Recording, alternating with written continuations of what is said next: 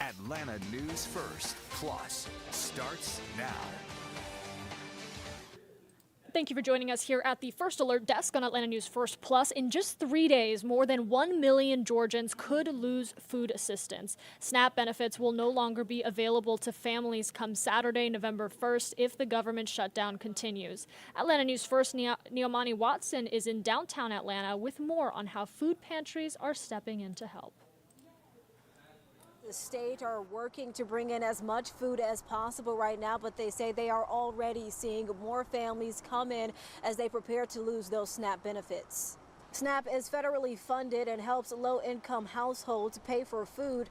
Over the past week, Atlanta News First has spoken with people from a cancer survivor to senior citizens who rely on these benefits. The Journey Community Food Pantry in Rome says it's seen at least 20 new families each week for the past month, and that last week, for the first time, furloughed federal employees came in to get some food. Executive Director Debbie Crumbly says 60% of her clients use SNAP. We have a lot of clients who work jobs. They do work, and they do not make a living where they're working. And it just does not meet the needs, their food needs. So they have to supplement that with SNAP and then still visit pantries. State Democratic lawmakers are calling on Governor Kemp to step in and fund the SNAP benefits during the government shutdown by dipping into the state's reserve fund. But last week, Kemp's office said they didn't think they could use state dollars to fund a federal program. Reporting from downtown Atlanta, I'm Neomani Watson, Atlanta News First. Thank you, Neomani, for that report. And just to really walk you through what we're doing here today at 11 o'clock or just after 11, we are expecting to hear from lawmakers, from the state Democrats, to call on Governor Kemp to take action and help fund the SNAP benefits that Georgians specifically are supposed to continue receiving and won't come November 1st. So lawmakers are calling on Governor Kemp to really call a rare special legislative session and pull from a reserve fund that would temporarily cover the gap needed for the 1 million Georgians, more than 1 million Georgians that will be affected by this. And as we are waiting for those remarks to begin at the state capitol, we want to talk about your weather. It is a First Alert weather day, a live look outside here as we show you Midtown Atlanta. I want to bring in First Alert meteorologist Rodney Harris with a look at your forecast. Okay, Maria, this is pretty yucky here. In fact, I don't really have to say much. Just look at that camera, and that's why it's the First Alert weather day. And as you know, I mean, you've been around for Atlanta all week. This has pretty much been your forecast. It's been cloudy, it's been cool, and it's been drizzly. And unfortunately, that's going to continue again today in all of North Georgia, really, especially from Atlanta northward. So we started at like 49, upper 40s this morning, only 50 now. There will not be much movement with your temperatures here throughout the course of the afternoon. Now, the difference between today and yesterday is we do actually have rain in your forecast today. So in addition to the drizzle that we have already been seeing, there will be some rain out there throughout the afternoon. So that's a look at our high resolution forecast model. We already have rain out there as we speak, but what will end up happening is that rain will start to increase in coverage throughout the course of the afternoon. I believe the rain will peak this afternoon in metro Atlanta and North Georgia. So even though we're seeing showers out there right now, again, the rain chance is peaking this afternoon. So that's a look at the forecast model for 3 o'clock. You can see you're picking up your kids from school. That's when the rain will definitely be at its heaviest, basically 100% chance of rain in metro Atlanta. 4 o'clock, still seeing that rain over metro Atlanta. 5 o'clock, you're driving home from work, still seeing rain over metro Atlanta. So your commute will be wet as you're driving home today. No storms or anything like that, but it'll definitely be wet. Now, here's the thing. This rain is going to start to move out tonight. So by 8 o'clock, if you are in metro Atlanta westward, cloudy, maybe a sprinkle or two, still some drizzle, but the heavier rain now in far east Georgia. Between 8 and 9 o'clock, most of North Georgia should dry out completely. So again, a few showers out there right now, the rain peaking this afternoon, continuing for your afternoon and evening commute home, and then by about 8, 9 o'clock, it should be dry of the heavy rain, but the clouds and the drizzle may still linger. So that's a look at your 7-day forecast. Again, just a yucky day today. It'll also be breezy this afternoon, so keep that in mind if you're going to be out and about in metro Atlanta. The wind will be a little bit stronger today compared to what we were seeing this time yesterday. And then taking it into Thursday, unfortunately, the temperatures and the clouds won't change much, so we're still seeing Thursday as a cloudy and cool day. But the rain chances will start to go down by Thursday. As this system starts to move out, I'm forecasting what will basically be only a 20% chance of a shower Thursday. So you might still see a shower or two, but mostly dry, but still kind of cloudy and chilly and yucky. And then by Friday, by Halloween, we're in business. Sunny skies. It'll be cold Friday morning. 41 degrees will be your low temperatures as you're getting out the door like a coat Friday morning. And then for Friday afternoon, 63 degrees. So we're finally back into the 60s by Friday afternoon. But if you're headed out for Halloween evening, I do want to point out that your temperatures will be in the 50s Friday evening, so you'll need a jacket for sure if you're headed out. And then for the weekend, partly cloudy, nearly 70 degrees in Atlanta on Saturday, so Saturday's looking good. Don't forget to fall back Saturday night if you're going to be out and about. Fall back 1 hour, set the clocks back 1 hour as we'll end daylight saving time. That means that your sun will set an hour earlier on Sunday. That'll continue through December. And then Sunday, we've added a slight chance of rain. That's because of another low that we're tracking that's going to be west of us. Our models are sort of struggling with the position of this low, but as of today, it looks like that low might be pretty close to, if not in Georgia. And if that's the case, Monday's rain chances are going to continue to increase. So we increase your rain chances to 40% for Monday today. I will point out that the models have been inconsistent, so your forecast for Monday may change. But as of now, we did make Monday rather, a little wetter. So it's like Sunday night, which is why there's a 20% chance of rain on Sunday, really late in the day on Sunday. And then we have scattered showers in your forecast for Monday. We'll watch Monday for you, but really it's all about that first alert weather day for today. Also want to point out here, we do have some new information on Melissa. We've been tracking Melissa, of course, over the past several days. The first landfall for Melissa was yesterday around 1 o'clock in southwest Jamaica, 185 mile per hour winds, unbelievable. Second landfall was at 3:10 this morning in East Cuba. Winds were at 120, so it was still a major Category 3 hurricane with that second landfall. Now, as of 11 a.m., we just got some new information, and the center of Melissa is now north of Cuba, so it's back in the water. And basically today, the hurricane will be moving toward the Bahamas. So I'm actually reading some new information from the National Hurricane Center right now. The center of Melissa, 100 mile per hour winds right now, is about 150 miles south of the central Bahamas. So it's basically taking aim for the Bahamas today, and then through the rest of the week, it'll move away from the Caribbean, away from the United States. So that's the latest on Melissa. And First Alert meteorologist Ella Dorsey will have a lot more on Melissa on Atlanta News First at noon. So that's a look at your 7-day forecast. Just take it easy today. First alert weather day, no storms, but definitely wet this afternoon. Cloudy, drizzly, a little windy, just not the greatest day. But I promise you, Friday and Saturday especially, the weather's going to improve quite a bit. We'll keep you up to date on your forecast on Hurricane Melissa. We'll have continuous updates in the First Alert Weather app. In the meantime, I know it's a busy news day, so we'll bring Maria back in to keep you up to date on what's happening headline-wise. Rodney, thank you so much. Yeah, very important information there. So we wanted to take a moment to bring you your First Alert weather forecast, especially as a lot of you are starting to plan out Halloween and look ahead to that. All right, I was working in the background on getting you a live look inside our Georgia State Capitol as we wait for remarks from local lawmakers. And I do believe we have that shot now available and remarks are underway. So let's listen in. My name is Rachel Kent. I'm a proud single mom of my son, Sterling, who's with me today. He's a freshman in high school, a straight-A student, and a percussionist in the marching band. I'm so proud of him. But looking at us, you may not know the struggles our family faces. But I'm here today because I'm one of the nearly 1.4 million Georgians who rely on SNAP to put food on the table. And come Saturday, this critical food assistance program will end for us, for millions who need it, with no relief in sight. We don't know how long this suspension will last. And I want to be very clear about who's at fault here.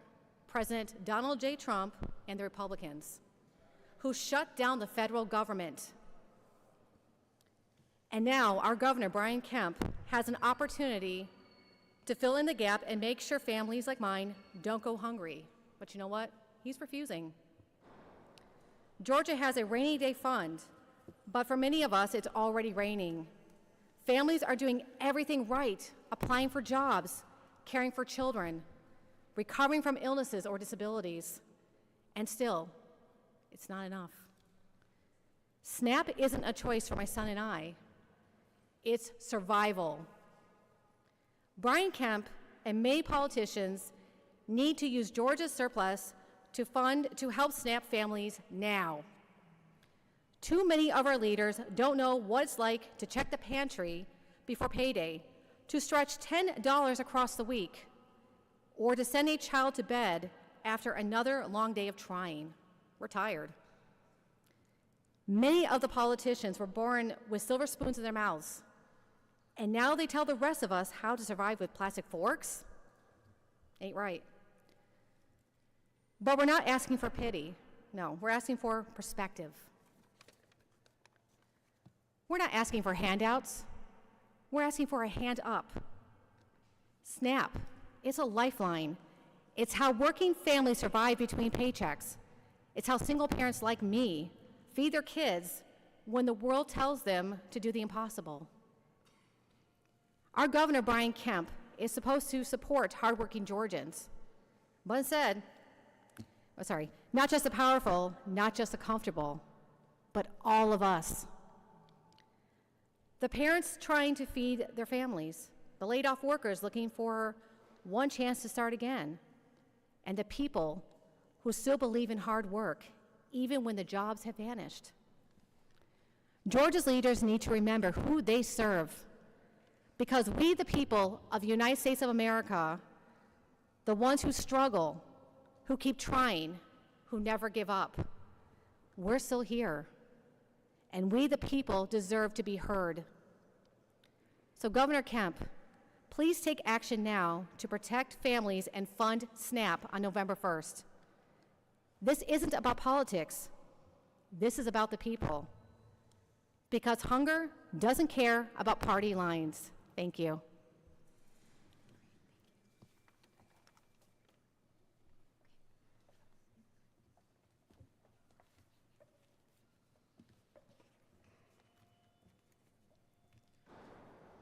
We're aware that starting this Saturday, 1 in 8 Georgians will lose SNAP benefits. That's millions of working families who rely on this aid to put food on the table. We have even more families impacted by the shutdown that are in need this year. Since last evening, I've received 4 phone calls from nonprofits, food pantries that are requesting additional food.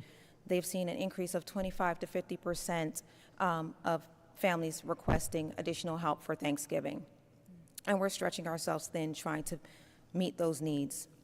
We're working diligently to reach these families and offer the support that they need. This is a crisis that we must face together. Our team and partners, as well as fellow nonprofits, are doing all that we can by adding additional food distributions throughout the state, bringing Feeding Georgia families mobile pantries directly to communities, and serving seniors and families without transportation. We are hopeful that we can unite as food banks, resource centers, and the government to provide urgent action. The use of emergency funds, as well as providing immediate additional support to our existing systems, can ensure that no Georgian goes hungry. And that is our mission at Feeding Georgia Families, from our family to yours, is to ensure that whoever's in need the most are cared for and provided for in this time.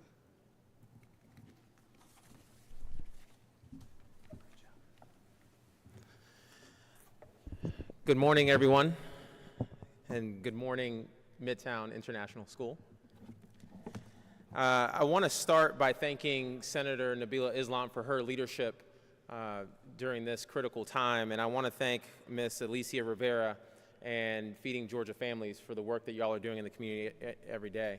And I want to pay particular homage and respect to Rachel Kent and her son for being here and speaking up and speaking out in the face of silence from Governor Kemp and Republican state leaders, as millions of Georgians are on track to lose critical SNAP benefits on Saturday.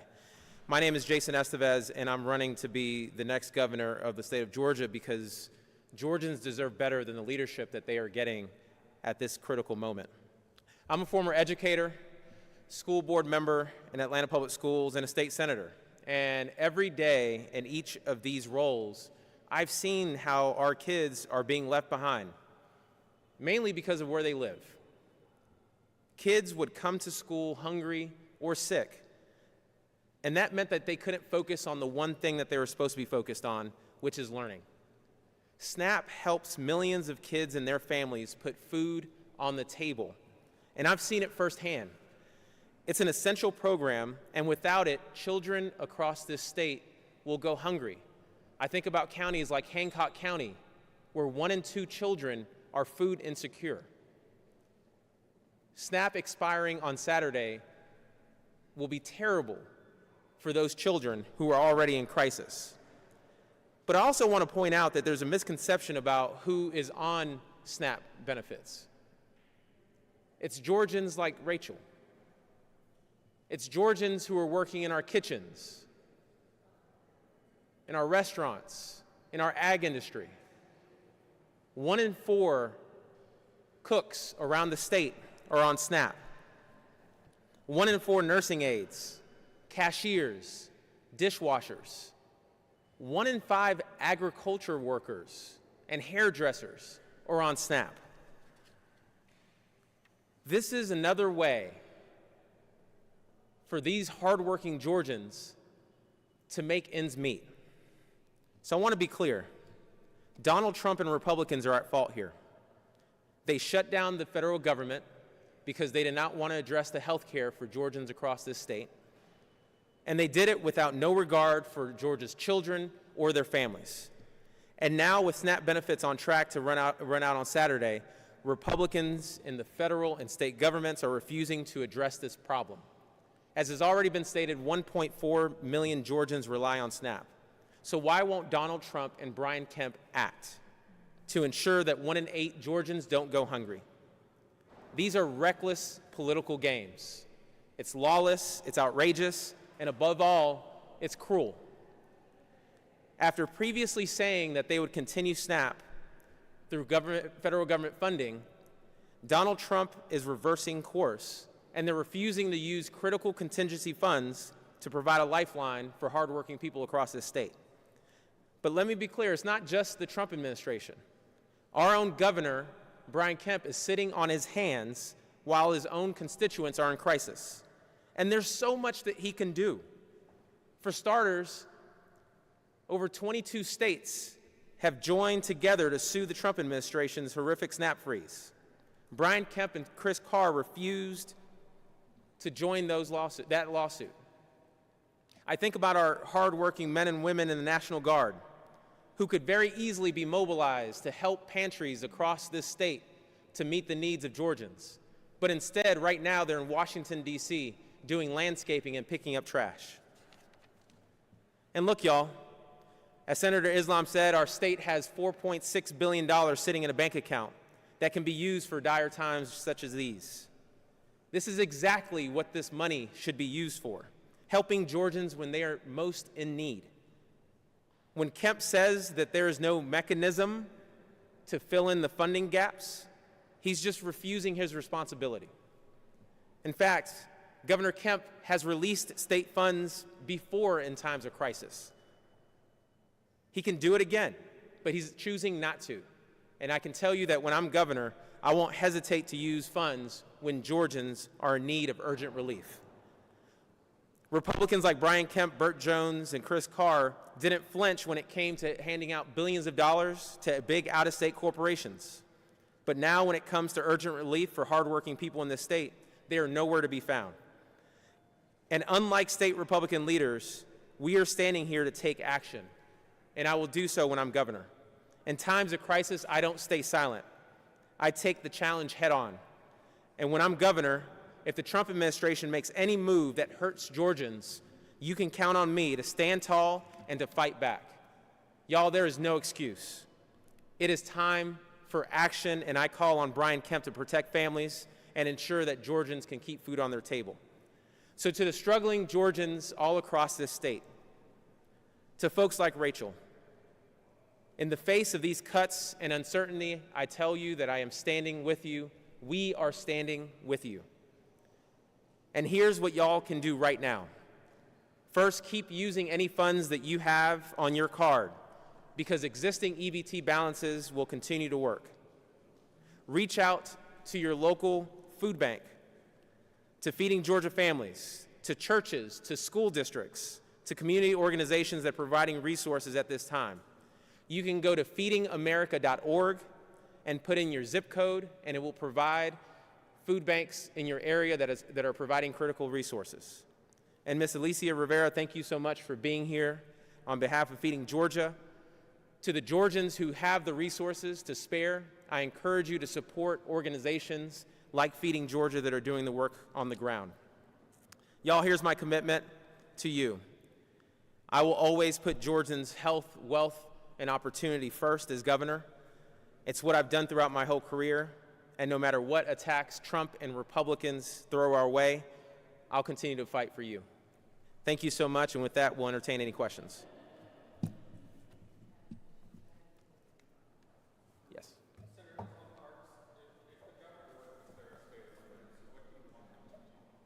Well, what other states like Virginia and Louisiana have done, use their state surpluses to do direct cash assistance to SNAP recipients.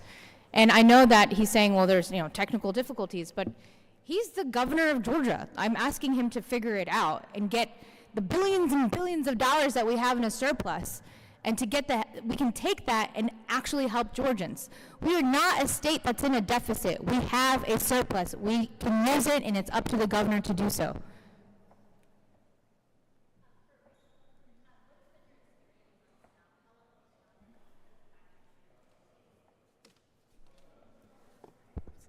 Hi, can you repeat that question, please?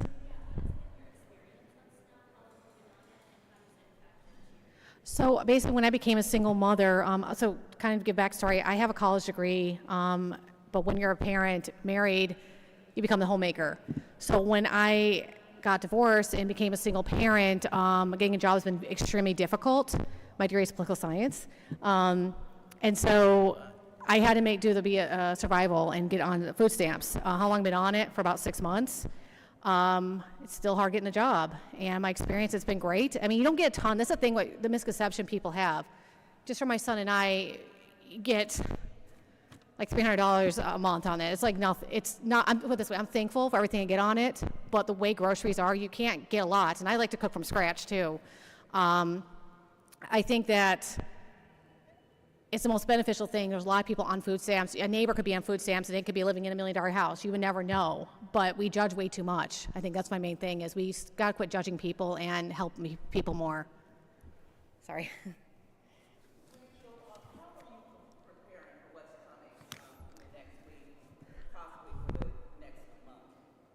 So I'm preparing what my grandmother had taught me a long time ago. She used to say to me, you have money one day, gone the next. Always prepared, have your pantry full of canned goods, flour. So I stocked up on that because, again, I grew up with Appalachian culture, so I learned a lot from how to cook when you don't have a lot of money. And I prepared for months of that. I got meat in the freezer and meals prepared, and cook the way my grandma taught me.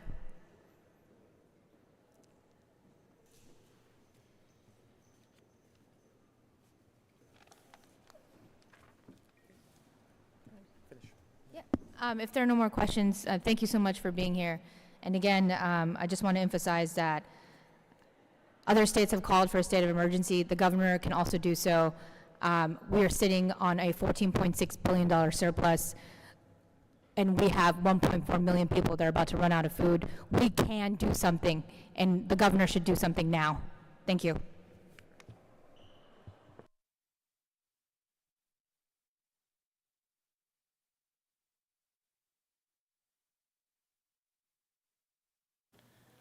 And you just heard from Democratic lawmakers, state lawmakers, really calling for action as we are down to the wire. The last 3 days that we have before November 1st, before SNAP benefits run out, and we start to see those significant and major impacts for over 1 million Georgians. About 1 in 8 Georgians, according to a new report, rely on SNAP, rely on the Supplemental Nutritional Assistance Program. And so it's very important for lawmakers right now that this is their major focus right now, that they are just trying to come together and reach for solutions. And in the meantime, community members are stepping in. We have heard from several food banks around Georgia that are trying to do what they can to prioritize the vulnerable senior citizens and populations of folks that without SNAP will not be able to access meals. So with that, I do want to take you to a report that we've put together just showing some of that community effort in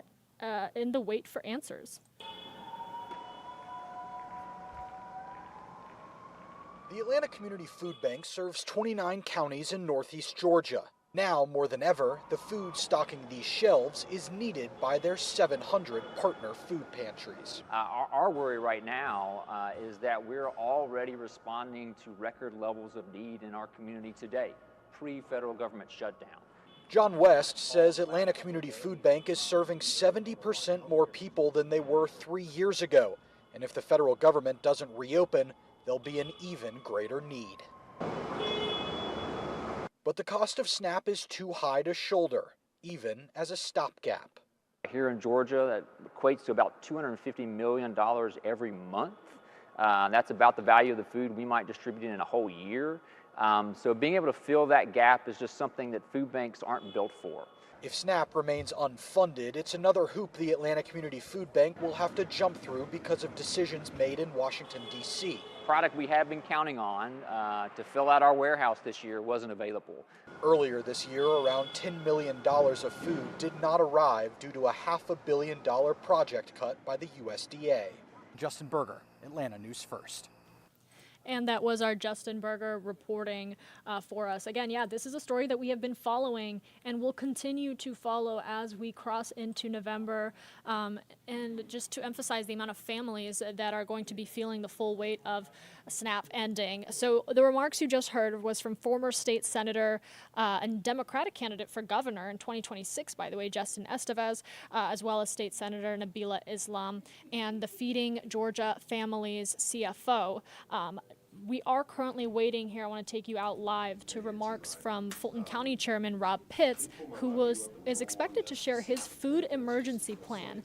He says he has a plan put forward that he hopes will address senior adults and vulnerable people that are affected by SNAP interruptions here in Georgia. And just to put into perspective for you, in Fulton County, more than 140,000 people currently rely on the federal program. So this plan hopefully will address those 140,000 plus. We are waiting to see Chairman Pitts walk into the room. As soon as he does, we will take you out to that live. And I do believe, as I said that, Chairman Pitts has taken to the podium and is expected to speak. Now let's listen in. On short notice, but this is important, and I really appreciate the support that we get from y'all. But let me just begin. I'm Rob Pitts. I chair the Board of Commissioners of Fulton County, the largest county in the state of Georgia, which you all know, one of the most important counties in these United States of America. Let me talk first of all about SNAP. As you know, or should know, SNAP is a federally funded, state-run program that helps people with low incomes buy the food that they need to stay healthy, to feed their families. Here's the problem. If the federal shutdown continues, SNAP funds will stop. When will they stop? They will stop on Friday, just a couple of days from today. Now, what does that mean to Fulton County this Friday if the federal government does not take action?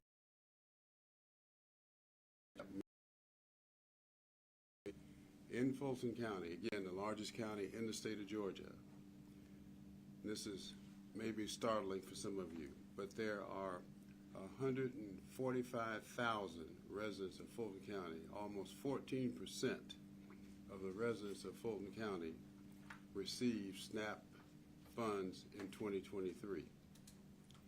76,000 households received SNAP funds as of the second quarter of this year. That's 76,000 households in Fulton County. And what that means, so you can all understand, is that 1 in 6 households in Fulton County receive SNAP benefits. That's 1 in 6 households. So SNAP is critical for household food security, for health, and for economic stability. So without immediate action, those people, that 1 in 6 households in Fulton County, will be in a crisis mode come Friday. That means then that if our government in Washington thinks that this shutdown doesn't have real consequences, then they have their heads in the sand, and in some cases, in my opinion, have lost their damn minds if they cannot see and feel what this means to citizens, in particular citizens here in Fulton County. And as chairman of this body, I am not going to sit idly by and not raise my voice to protect 1 in 6 households who depend on SNAP funds. Therefore, I'm asking our county manager and his staff to take immediate emergency action to prepare for this upcoming crisis, should it happen, and will ask my colleagues on the board to ratify any such actions that come forward from the manager. And I'm specifically asking for the following in these amounts. I've taken some time to go through what we have, what we offer our citizens. Number one, for our senior support, about $150,000. These are programs that we currently have, like our winter farmers market program, our nutritional assistance program, and our home delivered meals program. $150,000 for that group.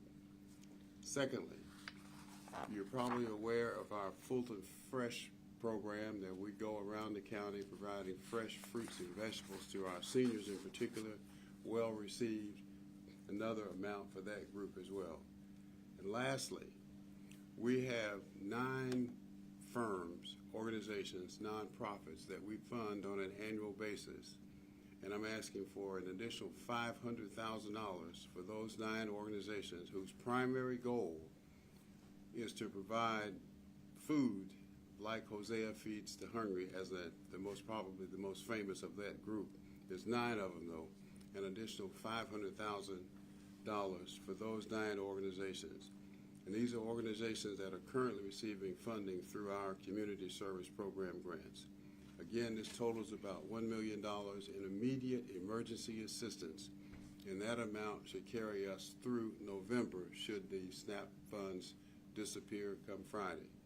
Now, lastly, if the shutdown continues into next month's meeting, then I will be personally talking with the governor and asking him to make state resources available from the surplus that they have for our citizens in need. Now, I am aware that there are 159 counties in Georgia, and what he does for one, he may be inclined to do for others, but this is Fulton County, the largest county in the state of Georgia, and so I will be personally talking with him, asking him for his support in providing some relief for those 1 in 6 households in Fulton County who will have no place to turn but to Fulton County come Friday if the boys and girls in Washington do not get their acts together.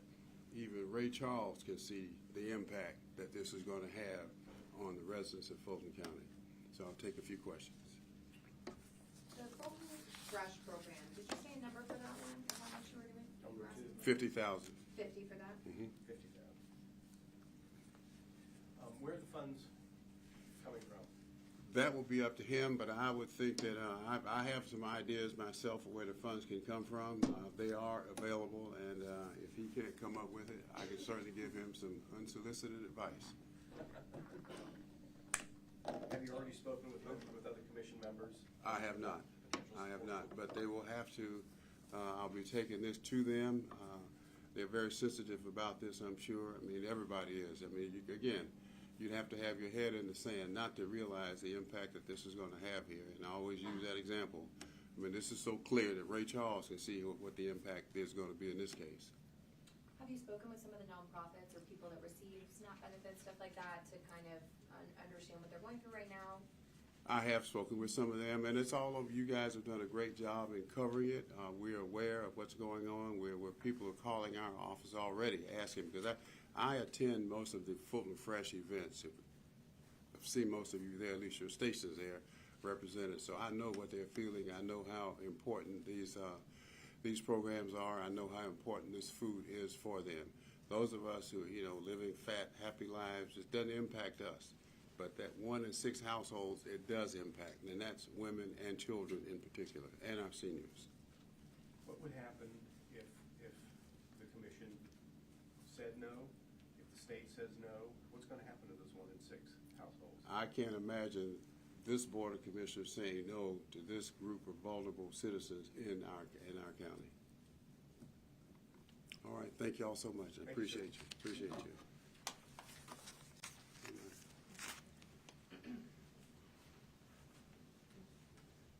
And you just heard from Chairman Rob Pitts sharing his plans and what he's going to do to address Fulton County's residents, the more than 140,000 people that come November 1st will be feeling the weight of SNAP benefits expiring. Again, this is contingent on the government shutdown. So if the shutdown resolves before November 1st, this is not expected to have to end, but federal officials have said that SNAP will come to a pause as we cross into the new month if the government shutdown continues. We are going to stay on top of this and bring you the latest. You can go to our website, atlantanewsfirst.com, for a full breakdown on the local impacts we're seeing and how Georgia SNAP benefits enrollment compares to nearby states and the U.S. average.